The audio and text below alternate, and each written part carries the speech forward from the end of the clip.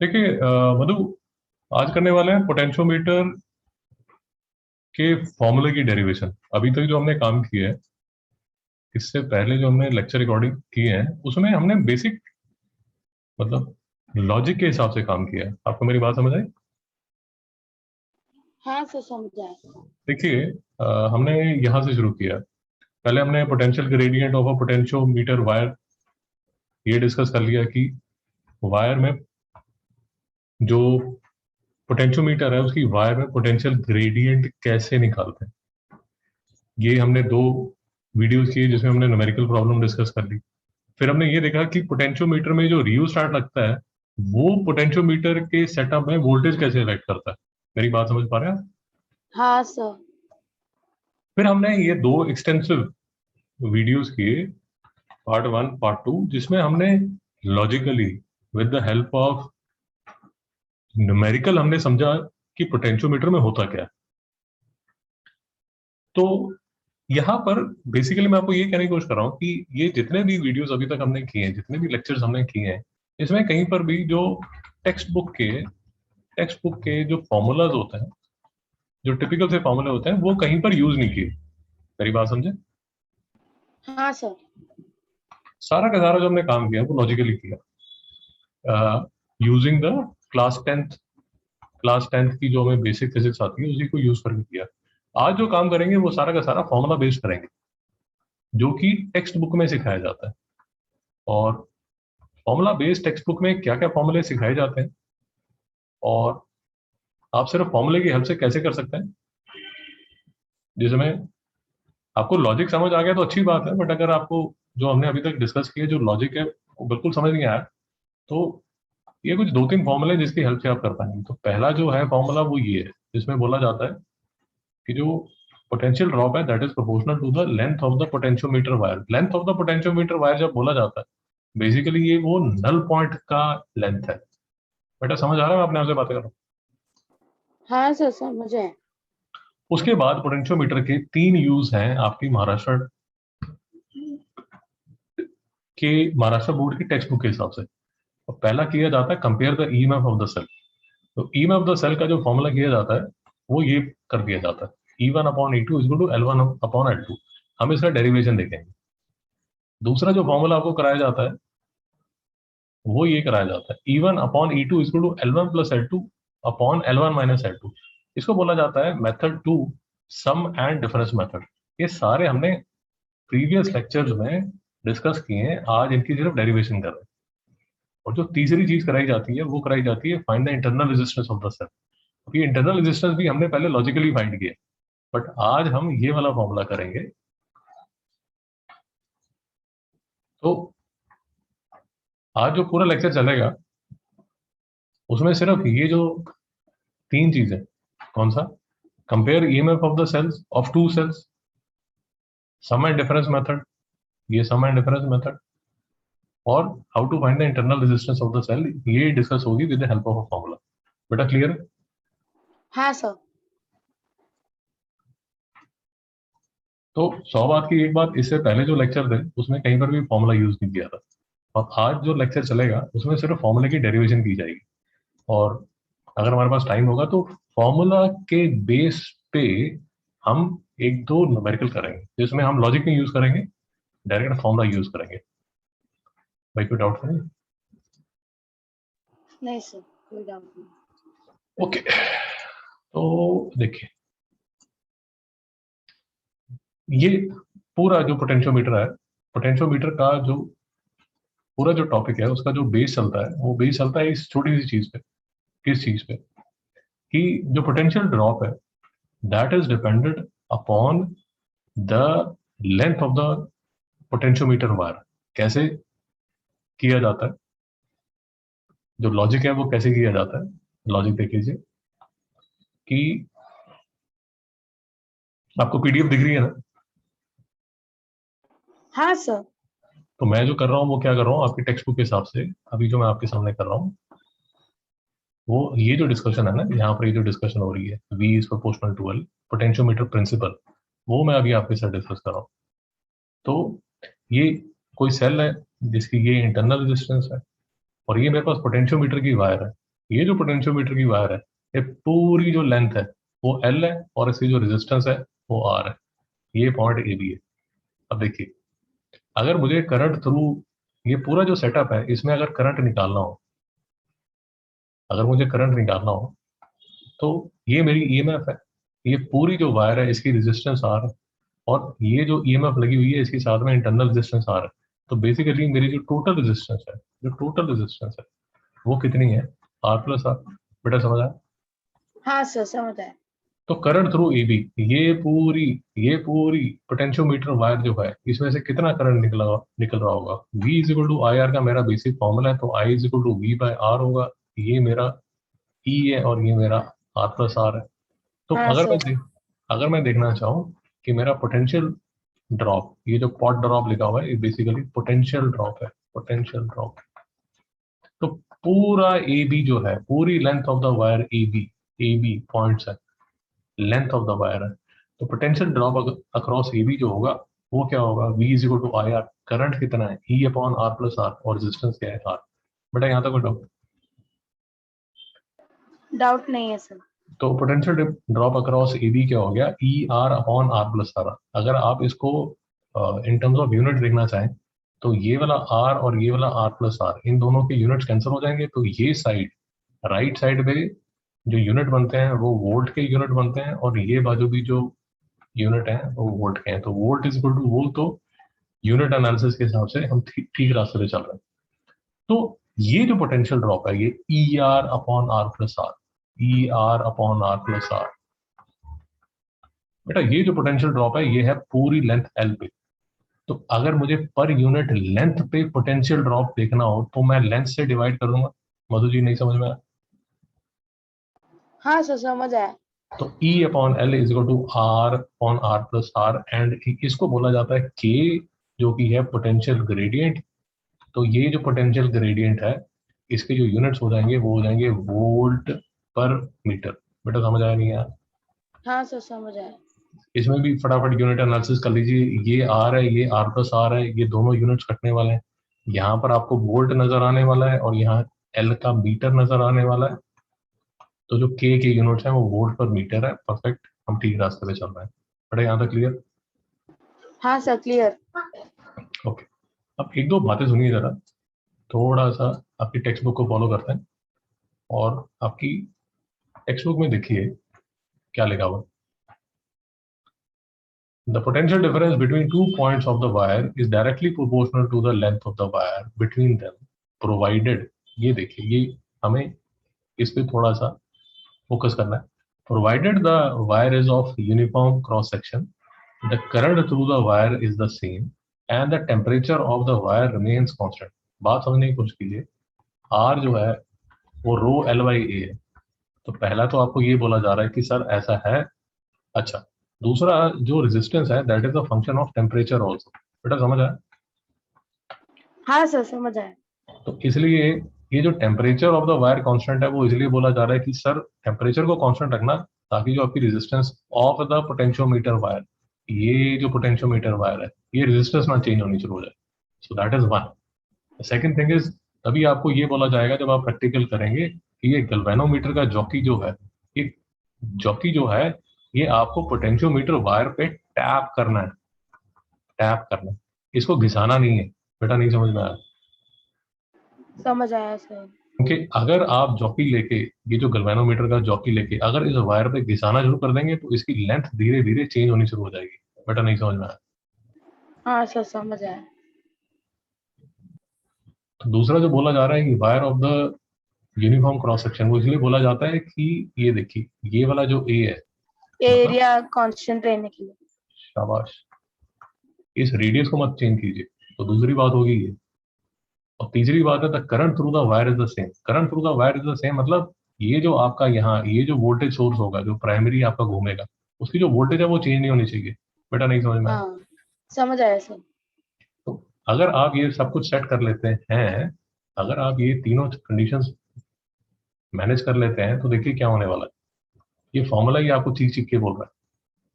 ये फॉर्मूला आपको ये बोल रहा है कि सर अगर ये आपने कंडीशंस मैच कर ली, ये मेरा कांस्टेंट है,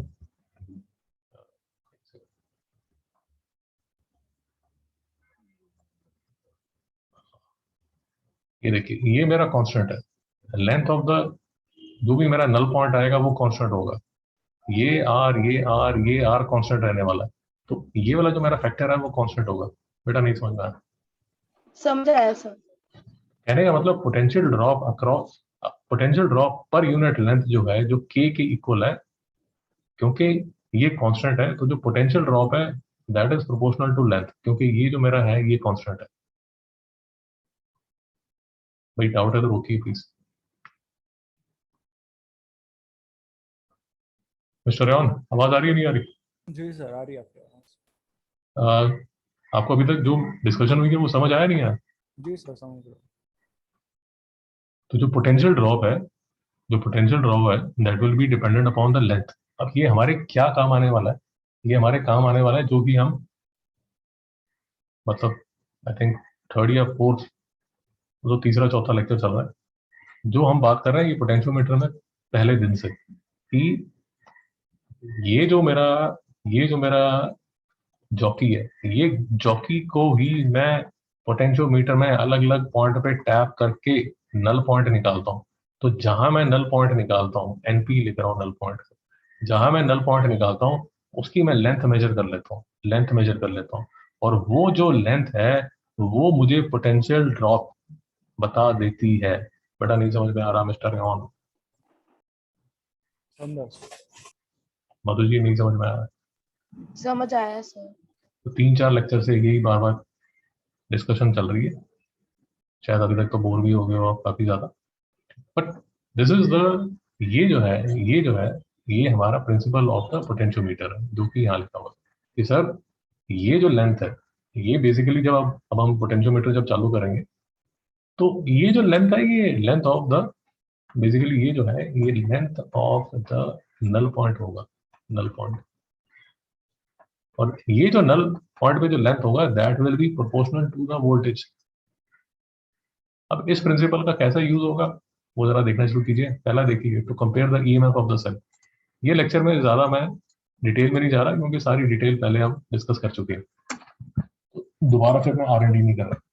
अब देखिए कोई डाउट होगा तो वो आप मेरे से पूछेंगे और मैं आपको बता दूंगा। देखिए अब आपके पास दो सेल्स है, देखिए पहला आप कह रहे हैं कंपेयर ईएमएफ्स, तो आपके पास दो अननोन ईएमएफ्स होंगी E1 और E2। भाई यहाँ तक डाउट तो नहीं? डाउट नहीं है सर। ओके, तो आपके पास दो अननोन ईएमएफ्स होंगी E1 और E2 और आप इनको कंपेयर करना चाहते हैं।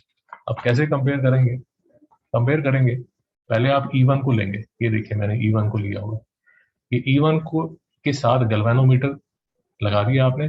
गैल्वेनोमीटर को, ये पोटेंशियोमीटर वायर है, ये पोटेंशियोमीटर वायर में ए बी जो पोटेंशियोमीटर वायर है इस पे अलग अलग पॉइंट पे आपने टैप किया, ये पर्टिकुलर पॉइंट एक्स आया जहां पर करंट थ्रू द गैल्वेनोमीटर, मतलब ये जो सर्किट है इसमें जो करंट है जीरो हो गया, और ये जो पर्टिकुलर पॉइंट है इसको बोला जाता है नल पॉइंट। रेवण जी कोई डाउट तो नहीं? No sir, no doubt.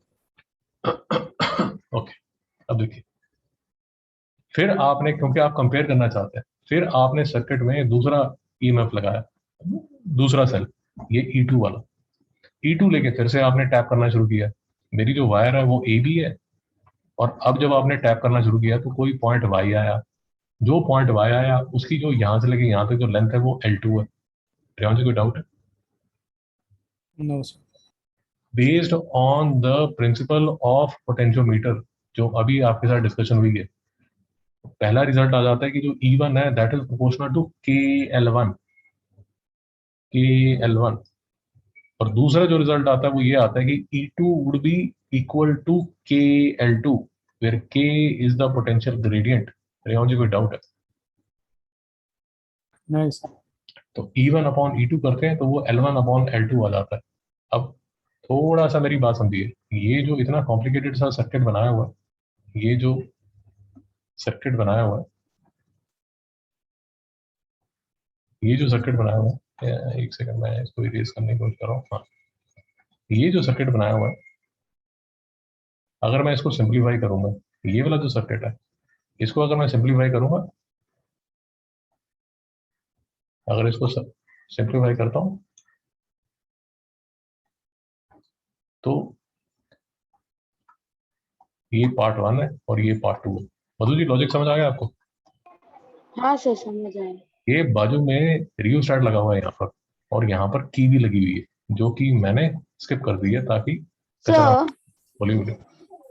Sir इसमें वो भी एक्सेप्ट होगा ना कि हम लोग वो नॉन रेजिस्टेंस शंट करते थे ना, वो ई के ऊपर, तो वो भी हम लोग ये इसमें यूज कर सकते हैं ना, ये फॉर्मूला उसके लिए भी यूज कर सकते हैं।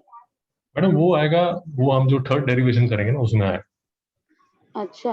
वो जो शंट हम करते हैं, वो जो शंट हम करते हैं, याद रखिए कि जो शंट करते हैं वो, ये जो यहाँ सेल लगा हुआ है ना, ये सेल की इंटरनल रेजिस्टेंस मेजर करने के लिए करते हैं। मेरी बात समझ आए? हाँ सर समझ आया। वो अभी हम डिस्कस करेंगे। तो आपका क्वेश्चन बिल्कुल ठीक है, बट वो अभी 10 मिनट तक उसको डिस्कस करेंगे। मेरी बात समझ आई? Okay sir. हाँ सर।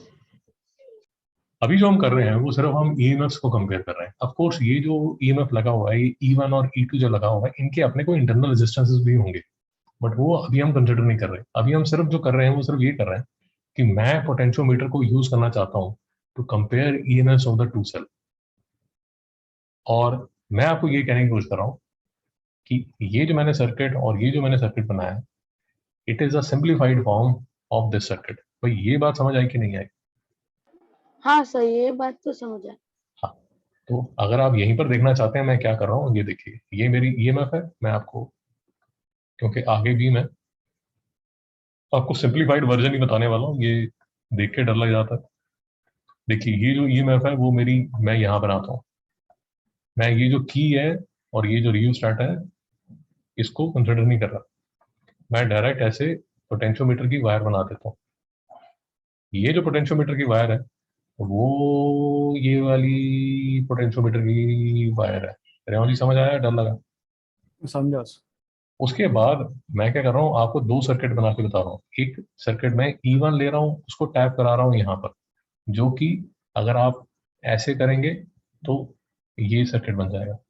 फिर मैं क्या करता हूँ, फिर मैं एक दूसरा सर्किट बना लेता हूँ ताकि आपको तकलीफ ना हो समझने में। ये E1 है, इसी तरह का मैं एक दूसरा सर्किट बना लेता हूँ E2 के लिए, और फिर उसको टैप करता हूँ तो मैं ये वाली की बंद करूंगा। और वो जो जहां नल पॉइंट आएगा, पहले केस में L1 आ जाएगा, दूसरे केस में L2 आ जाएगा।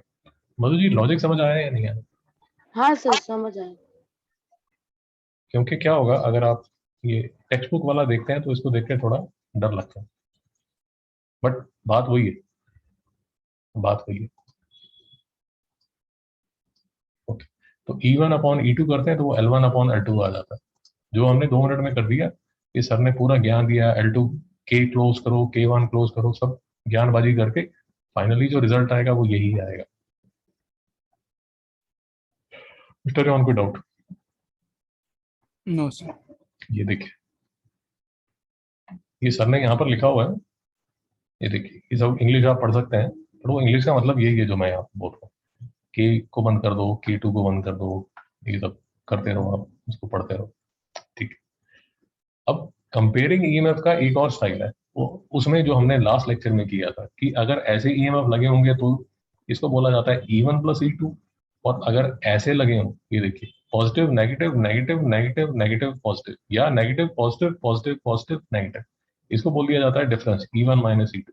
मिस्टर राउंड कोई डाउट है यहाँ पे? No sir, no doubt. बेस मधु कोई डाउट है? No sir no doubt. Okay. अब देखिए, फिर से यहाँ ये अजीबो गरीब कुछ कीज लगी हुई है।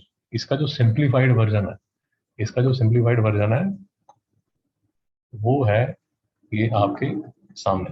ये देखिए, हमें ये तो समझ आ गया। लॉजिक समझिए, लॉजिक पकड़ने की कोशिश कीजिए। हमें ये तो समझ आ गया है, अगर पॉजिटिव नेगेटिव है तो E1 प्लस E2 है। अगर मैं ऐसे लगा रहा हूँ तो ये E1 माइनस E2 है। अब देखिए मैं क्या करता हूँ, बहुत सिंपल मैंने किया है।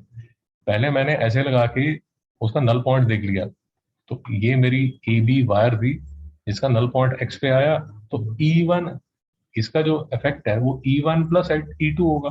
तो E1 प्लस E2 किसके इक्वल हो गया? KL1 के। मधु जी नहीं समझ में आया? समझ आया सर। और दूसरे केस में मैं ये बोल रहा हूँ इसका जो नेट इफेक्ट है, ये जो मैंने जैसे लगाया है, इसका जो नेट इफेक्ट है वो होगा E1 माइनस E2, और E1 माइनस E2 में ये ए बी पोटेंशियोमीटर वायर है जो कि यहाँ नल पॉइंट दिखा रही है। ये बार बार समझिए, मैं बार बार नहीं बोल रहा, कई बार शायद मिस हो जाएगा। ये जब यहाँ पर आप लगाते हो तो ये नल पॉइंट है, मतलब इस टाइम जो गल्वेनोमीटर है उसकी उसमें जो करंट है वो कोई फ्लो नहीं कर रहा होगा, गल्वेनोमीटर की जो रीडिंग है वो 0 एम्पियर होगी। रेवान जी कोई डाउट तो नहीं है? नहीं सर, नो डाउट। तो मैं बीच में हो सकता है बोलना भूल जाऊं, बट आपने समझ लेना है कि जैसे फर्स्ट केस में पॉइंट एक्स है और दूसरे केस में पॉइंट वाई है।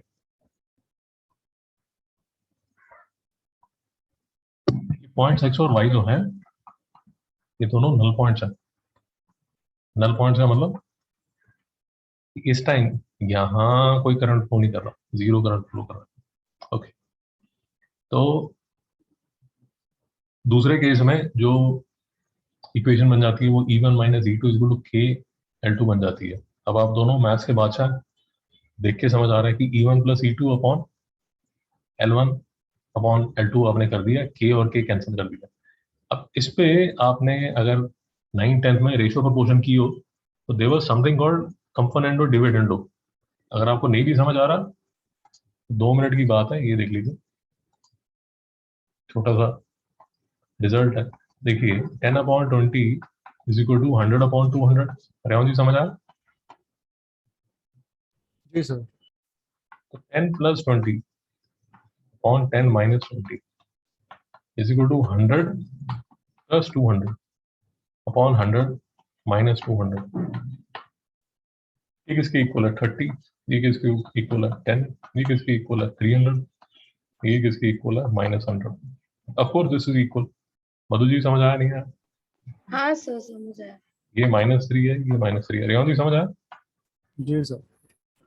नहीं समझ आया? एक छोटा सा और देख लीजिए 2/4 is equal to 4 to the 8, 4 4 the 16।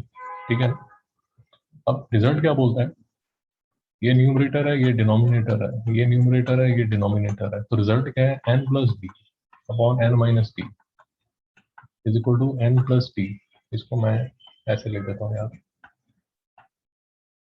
ताकि आपको कंफ्यूजन मिनिमम हो। इसको मैं ऐसे लिख देता हूँ n अपॉन डी, तो this would be n plus D upon n minus T. इसका अगर आपने प्रूफ देखना है तो प्रूफ देख लीजिए, 2 plus 4 upon 2 minus 4 is equal to 8 plus 16 upon 8 minus 16। अब इसको चेक कर लीजिए कि मैं ठीक बोल रहा हूँ या झूठ बोल रहा हूँ। तो ये हो जाएगा 6 upon -2 is equal to 24 upon -8 which will be equal to -3 is equal to -3। Rahul ji समझ आ गया? प्रूव हो गया? जी सर, समझ। तो यही जो रिजल्ट है ये शायद आपने महाराष्ट्र बोर्ड में 9th में किया था, रेशियो प्रोपोर्शन के चैप्टर में। उस टाइम समझ आया नहीं आया? तो मैंने यही जो रिजल्ट है वो ही यहाँ यूज किया। तो E1 प्लस E2 अपॉन, ये देखिए मैंने क्या किया, numerator plus denominator upon numerator minus denominator is equal to numerator plus denominator upon numerator minus denominator. यहाँ पर भी रिजल्ट लिख देता हूँ, if n upon d is equal to n upon d, therefore n plus d upon n minus d is equal to n plus d upon n minus d। तो इसको आप solve करते हैं तो देखिए क्या होगा। ये E2 कैंसिल हो जाएगा, यहाँ पर आपका E1 कैंसिल हो जाएगा, ये 2E1 बन जाएगा और ये नीचे 2E2 बन जाएगा। तो ये 2 कैंसिल हो जाएगा, E1 upon E2 is equal to L1 plus L2 upon L1 minus L2। क्या जी नहीं समझ में? जी सर। यही जो रिजल्ट है वो आपकी किताब में, ये देखिए यहाँ पर लिखा हुआ है, और ये जो कंपोनेंडो डिविडेंडो लिखा हुआ था ये देखिए वो इन्होंने ऐसे किया। मधु जी कोई doubt? No sir, no doubt. अब आ गया मधु जी का favourite, to find the internal resistance of the cell. और ये तो हमारा प्राइमरी सर्किट है, ये प्राइमरी सर्किट है। इसको हम कैसे दिखाते हैं, मतलब मैं कैसे दिखाता हूँ इसको मैं दिखाता हूँ ऐसे।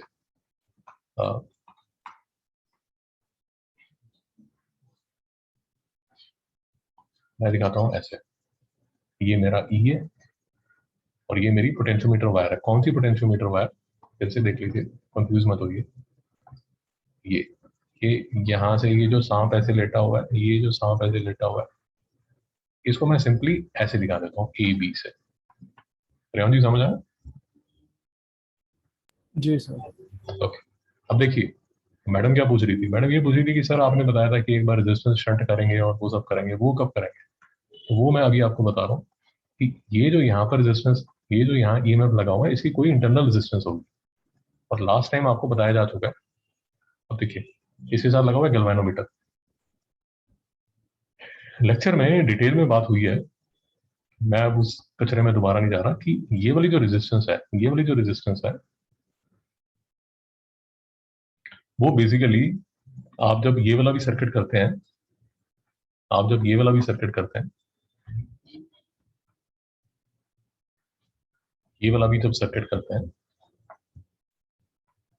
तो ये वाली जो इंटरनल रेजिस्टेंस है वो उसको कुछ अफेक्ट नहीं करती, फॉर अ सिंपल रीजन कि ये गैल्वेनोमीटर रीडिंग में ये जीरो करंट फ्लो हो रहा हो। अब मैं जो सेकेंडरी सर्किट है उसमें जो ईएमएफ लगा हुआ है, उसमें जो ये ईएमएफ लगा हुआ है, इसकी जो इंटरनल रेजिस्टेंस है उसको मेजर करना चाहता हूँ। इसके लिए मैं क्या करता हूँ, यहाँ पर साइड में एक रेजिस्टेंस आर लगा देता हूँ, जिसको मैं शंट बोल रहा हूँ। और फिर मैं देखता हूँ कि गैल्वेनोमीटर जो है वो कहाँ नल पॉइंट शो कर रहा है। मधु जी नहीं समझ में आया? समझ आया सर। ओके, तो ओके, तो इसकी अगर आप सिंप्लीफाइड फॉर्म देखना चाहते हैं तो इसकी जो सिंप्लीफाइड फॉर्म है वो है ये। थोड़ा सा स्लिपरी रास्ता है, अगर आप स्लिप करेंगे तो प्लीज मुझे रोक लीजिए। देखिए मैं पहले क्या कर रहा हूँ, पहले ये जो जैसा मेरा जो थोड़ा सा आराम से समझिए, ये जो मेरा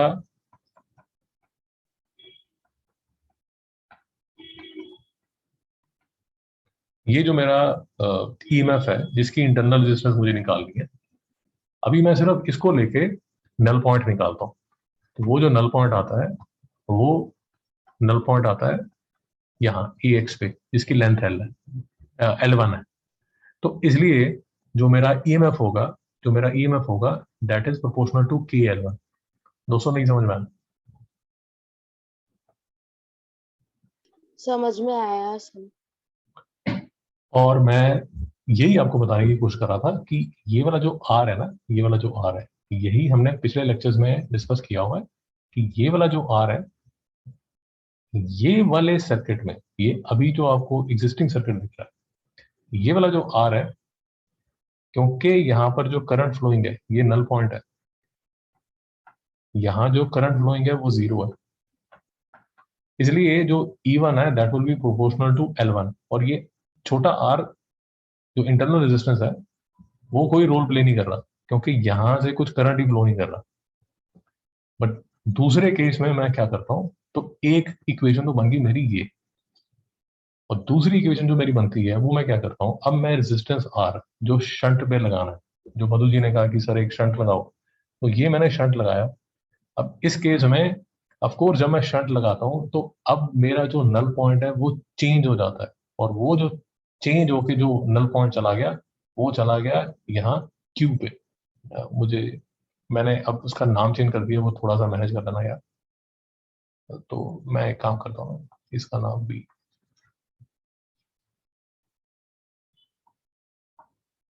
इसका नाम भी पी रख देता हूँ ताकि कोई कंफ्यूजन ना हो। ये पी है, ये एक्स है, ये क्यू है, तो मैं इसको आर बोल देता हूँ। रेवा जी डाउट तो नहीं आ रहा?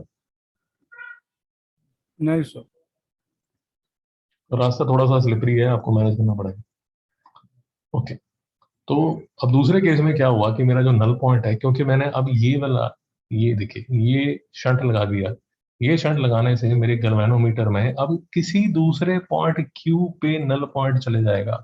ये नल पॉइंट शिफ्ट हो गया यहाँ पर, और यही न्यूमेरिकल जो है, अगर आपको याद होगा दोस्तों, पोटेंशियोमीटर में जो पहला हमने न्यूमेरिकल सॉल्व किया था, वो इसी को आधार मान के हमने पूरा पोटेंशियोमीटर चालू किया था। मधु जी अभी समझ आया या नहीं आया?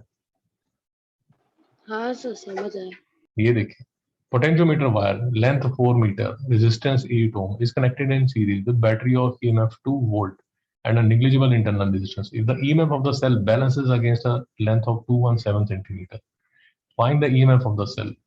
When the cell is shunted by a resistance of 15 ohm, the balancing is reduced by 17 centimeter.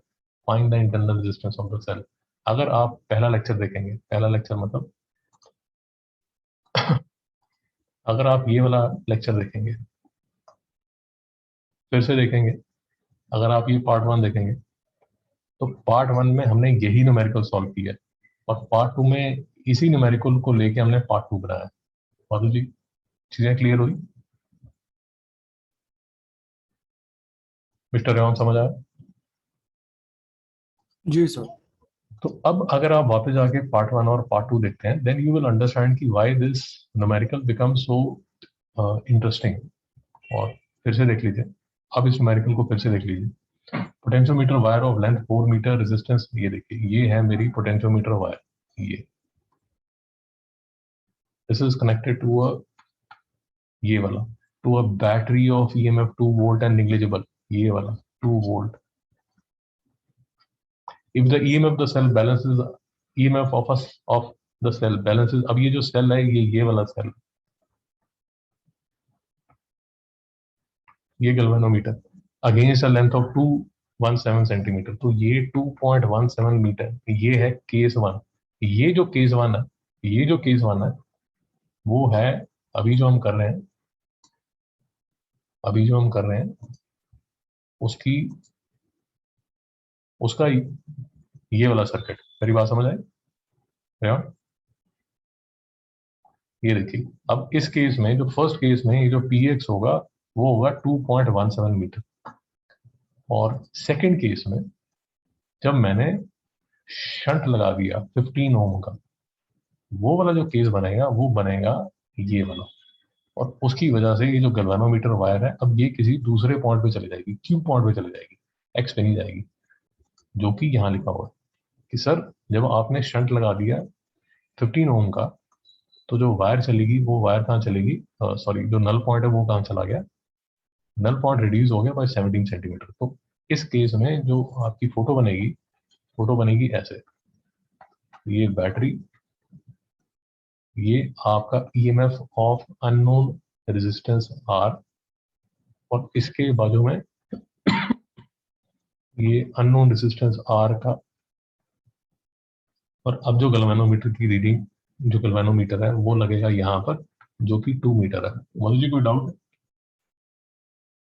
No sir no doubt. Revan ji कोई डाउट है?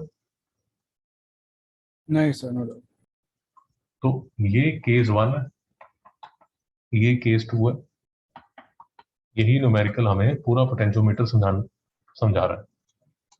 तो अब हमें फिर से आप यहाँ पर आ जाइए, और अब मैं इस न्यूमेरिकल को छोड़ देता हूँ, और थोड़ी देर तक आपको ये समझ आ जाएगा कि जैसे हमने लास्ट लेक्चर्स में ये वाले जो दो लेक्चर थे, ये वाले जो दो लेक्चर थे, इसमें यही न्यूमेरिकल हमने लॉजिकली किया था, बट अब हम एक छोटा सा फॉर्मूला मिलेगा, उस छोटे से फॉर्मूले को यूज करके 2 मिनट में आंसर निकाल लेंगे। तो अगर आप मेरे से पूछेंगे कि सर आपने पहले इतने लंबे लंबे लेक्चर क्यों कराए, वो सिर्फ इसलिए कराए ताकि आपको ये समझ आ जाए कि पोटेंशियोमीटर काम कैसे करता है, और पोटेंशियोमीटर की वर्किंग अगर आपको समझ आती है तो काफी चीजें आपकी क्लियर हो जाती हैं। फॉर एग्जाम्पल व्हीटस्टोन ब्रिज का, सॉरी, जो किरचॉफ लॉ है उसका जो एप्लीकेशन है वो भी आपको क्लियर हो जाता है। कैसे क्लियर हो जाता है अभी देख लीजिए। तो अब देखिए, अब हम कहाँ पर हैं? ओके, अब हम यहाँ पर हैं कि अब हमने एक शंट लगा दिया रेजिस्टेंस R का, जिसकी वजह से हमारा गैल्वेनोमीटर का जो नल पॉइंट है वो Q पे शिफ्ट हो गया। यहाँ तक हम पहुंच चुके हैं, और पहले हम एक इक्वेशन निकाल चुके हैं जिसमें हमने E1 को रिलेट कर चुके हैं KL1। अब ये इक्वेशन हमारे काम की इक्वेशन है, इसका यूज अभी 2 मिनट में हो जाएगा। देखिए जरा, पहले समझिए। Voltage across P Q. अब ये वाली जो वोल्टेज है, यहाँ जो वोल्टेज है वो के एल टू होगी। मधु जी क्लियर है? हाँ सर। यही जो वोल्टेज है वो वोल्टेज अक्रॉस एक्स वाई है। मधु जी क्लियर है? और यही जो वोल्टेज है वो अक्रॉस ए बी है। मिस्टर रेवान क्लियर है? यही हमने लास्ट लेक्चर में पार्ट 2 में यही हमने डिस्कस किया कि यहाँ पर ये वाली जो वोल्टेज होगी वही वोल्टेज यहाँ पर होगी और वही वोल्टेज यहाँ पर होगी। और ये वोल्टेज देखिए यहाँ पर ये वाला एक्स पी लेग जो है और ये जो वाई क्यू लेग है, यहाँ पर 0 एम्पियर आपको शो करने वाला है।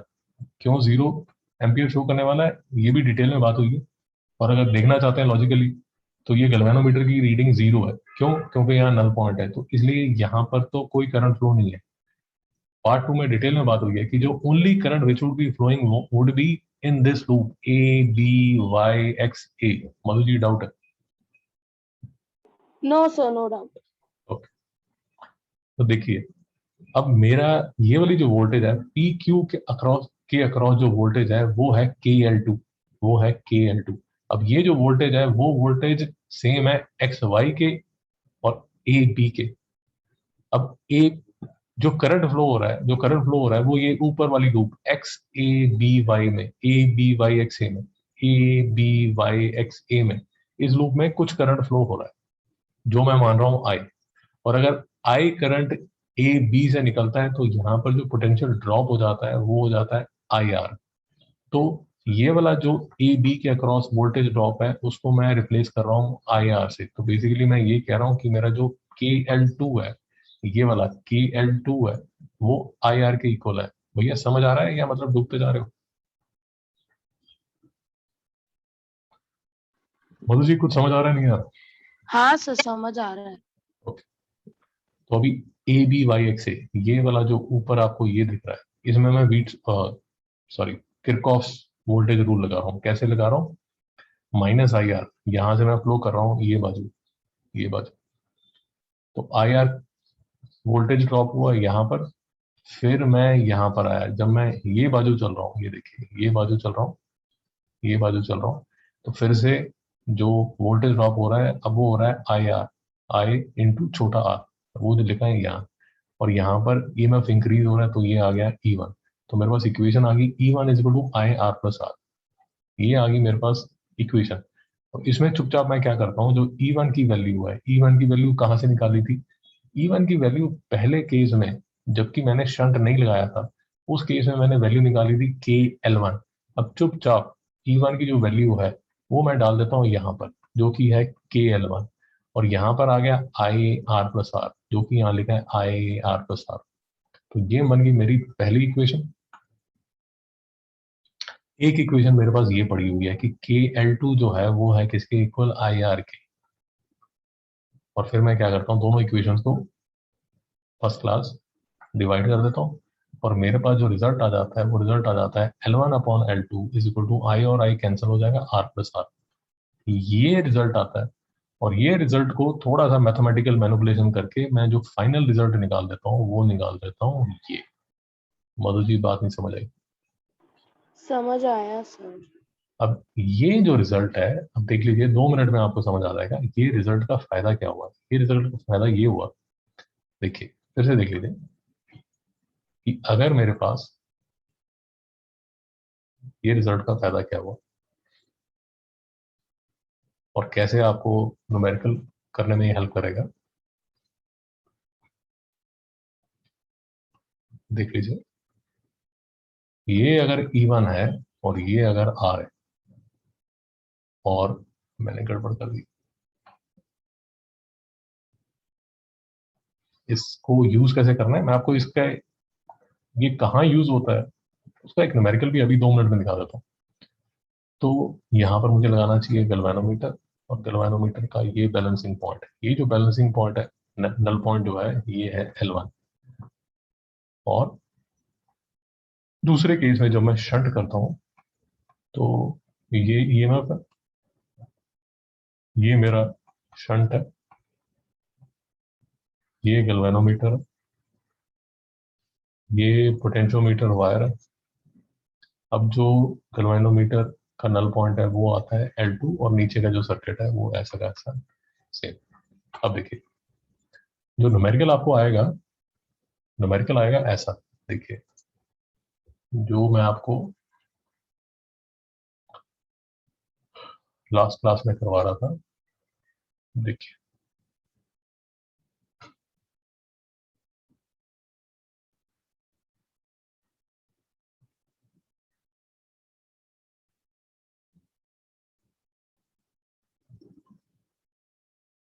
हम्म, सेकंड।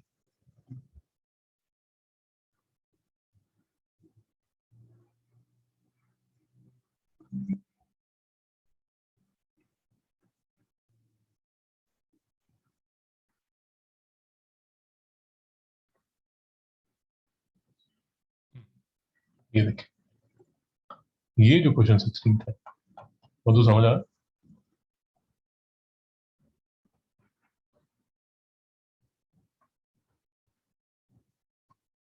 ये देखिए क्वेश्चन 16 देखिए, the EMF of a cell is balanced by a length of 120 centimetre of a potentiometer wire. तो इस केस में जो डायग्राम बनेगा वो डायग्राम बनेगा ऐसा। ये देखिए ये मेरा, ये मेरी पोटेंशियोमीटर वायर, ये मेरा सेल जिसकी इंटरनल रेजिस्टेंस R है, ये गैल्वेनोमीटर।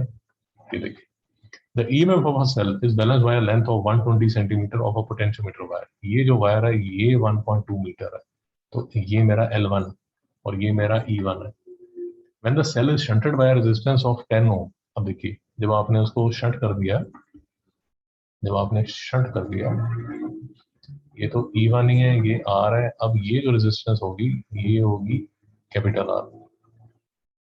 अब जो आपकी लेंथ ऑफ वायर है is reduce by 20 centimetre. 20 centimetre मतलब अब दूसरे केस में जो आपका L2 है, ये देखिए ये जो L2 है वो हो गया 1 मीटर और ये नीचे तो सर्किट सेम ही है। और आपसे पूछा जा रहा है find the internal resistance of the cell. तो just to build the point, इस केस में जो L1 है वो 1.2 मीटर है, इस केस में जो L2 है वो 1 मीटर है। और मेरा जो फॉर्मूला है ये देखिए, L1 की वैल्यू आ गई, L2 की वैल्यू आ गई, और ये मेरा R। R क्या होता है? जो रेजिस्टेंस से आप शंट कर रहे हैं। कौन से रेजिस्टेंस से शंट कर रहे हैं? R से। R की वैल्यू क्या है? 10 ओम। तो R जो है वो क्या हो जाएगा? 10 ओम। तो फॉर्मूला क्या बन गया? अब फॉर्मूले की हेल्प से आप कैसे कर सकते हैं इसको?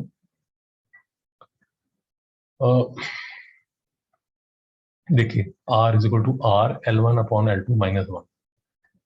R is equal to R L1 upon L2 minus 1। तो ये किसके इक्वल हो गया?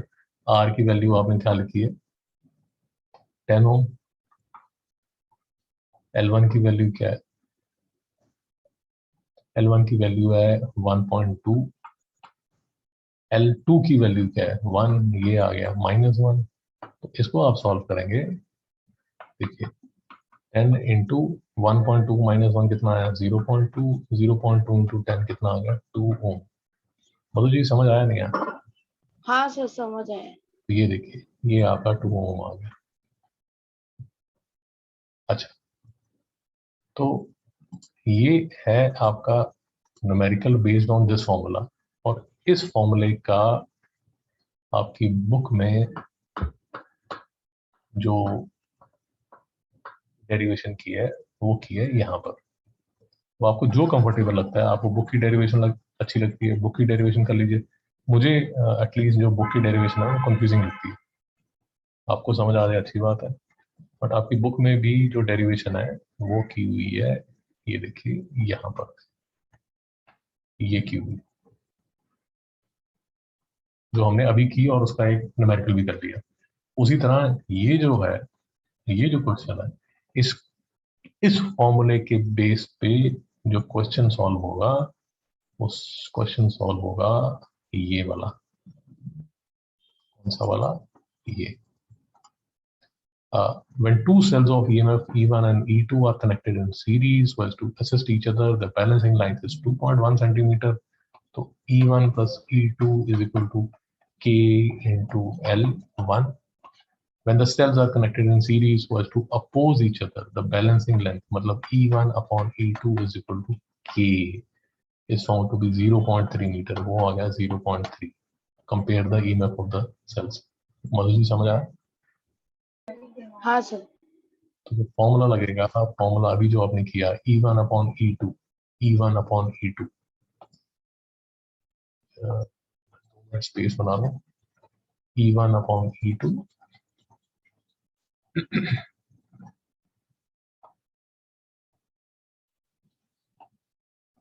E1 upon E2 is equal to L1 plus L2, L1 plus L2 upon L1 minus L2. L1 की वैल्यू हुई 2.7, L2 की वैल्यू हुई 0.3, L1 की वैल्यू हुई 2.7 और L2 की वैल्यू हुई 0.3. इसको आप सॉल्व करोगे, ऊपर 3 और नीचे कितना आएगा 2.4, 2.4 24 upon 10, 5 upon 4. बेटा समझ आया? हाँ सर। तो मैडम ये सर आपका, इतना करने से खत्म, मतलब इवन हाँ पेर। हाँ हाँ हाँ बिल्कुल ठीक है यार. Okay okay. हाँ, आप प्लीज समझने की कोशिश कीजिए कि हमने, अब of course you can ask me a question यार कि सर आप सीधा फॉर्मूला डिराइव करके फटाफट आपने क्यों नहीं करा दिए ये सब, इतना 3-4 लेक्चर क्यों लगा दिए? फॉर अ सिंपल रीजन कि यार आप पोटेंशियोमीटर की हेल्प से काफी जो आपके सर्किट के काफी जो डाउट्स हैं वो आपके क्लियर हो जाते हैं. आप बात समझ रहे हैं? हाँ सर समझ आया। तो यही जो हमने मतलब पिछले 5 लेक्चर का जो ज्ञान है वो आज आपको बेसिकली एक लेक्चर में, उसका जो सार है वो एक ही लेक्चर है. आपको लॉजिक समझ आया? हाँ सर हाँ। तो फॉर्मूले क्या है बेसिकली, पोटेंशियोमीटर के सेक्शन में 3 फॉर्मूले हैं जो मैं आपको बता रहा था लेक्चर के शुरू में. एक तो ये पोटेंशियल ग्रेडियंट का फॉर्मूला हो जाता है, दूसरा फॉर्मूला हो जाता है ये E1 upon E2 is equal to L1 upon L2, फिर फॉर्मूला हो जाता है E1 upon E2 is equal to L1 plus L2 upon L1 minus L2, और फाइनल फॉर्मूला हो जाता है R is equal to R L1 upon L2 minus 1. बस जी कोई doubt? No sir no doubt.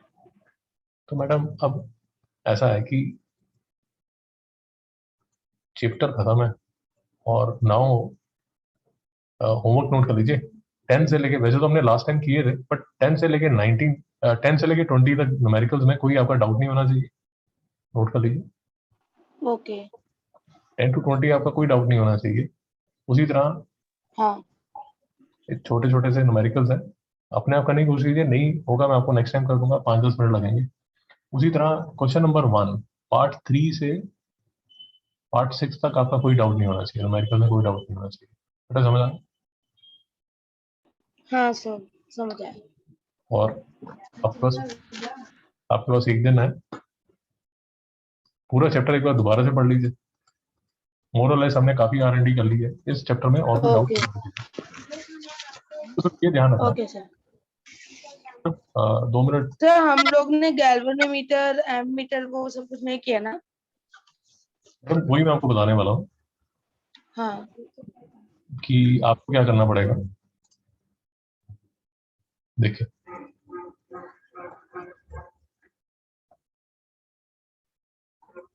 ये है पोटेंशियोमीटर की प्लेलिस्ट जो आपको दिखा दी. हाँ इससे पहले व्हीटस्टोन ब्रिज की आप देख चुके हैं या नहीं देखी? हाँ सर देखा है। हाँ. एक और आपने देखी होगी जो किरचॉफ की, हाँ सर वो मैंने देखा, बट ये गैल्वेनोमीटर का मैंने नहीं देखा। हाँ. तो अब आपने सिर्फ ये करना है, ये एक लेक्चर है ये वाला, गैल्वेनोमीटर टू एमीटर वोल्टमीटर, ये भी हाँ डिटेल में किया हुआ. ओके ओके आप इसको देखिए, आपको नहीं समझ आता तो हम दोबारा डिस्कस कर लेंगे, मुझे कोई प्रॉब्लम नहीं, बट ये काफी ओके डिटेल सर किया हुआ.